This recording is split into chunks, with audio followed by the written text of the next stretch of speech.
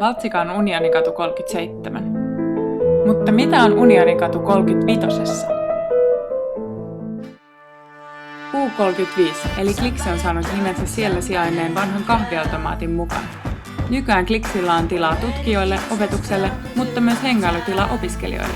Kaikki aina valittaa, ettei meillä ole mitään yhteisvaltsikkalaisia hengailutiloja. Valtsikalla on tää kellari.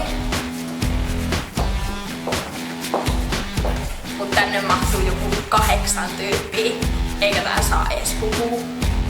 Entäs kannuklusteri? Uus on jossain tuolla!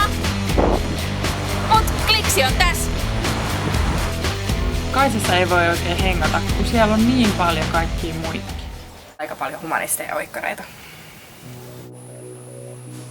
Kaikki paikat on Kaisassa varattuja aamuysiltä. Eihän täällä voi hengata.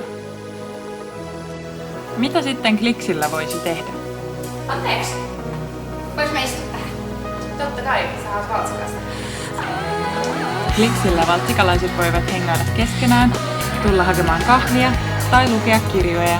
Täällä voi lukea vaikka ainejärjestölehtiä. Ottaa nokoset, lukea tettiä, tai tehdä ryhmätöitä. Voit tulla tänne käymään vessassa, sillä luultavasti ei ole jonoja. Ei oo! Täältä löytyy myös keittiö. Kliksillä on myös mikro. Voit lämmittää omat eväät siellä. Ja jos kaipaat automaattikahvia parempaa piristystä, niin ratkaisu on lähellä. Täällä sä voit keittää omat kahvit ja tiedekunta sponssaa meille mokkamasterin. Kohta täältä saa koko keskustakampuksen parhaat kahvit.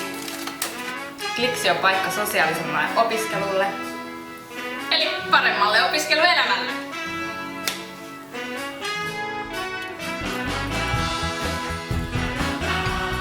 Kaiken lisäksi Kliksi on vielä esteetön.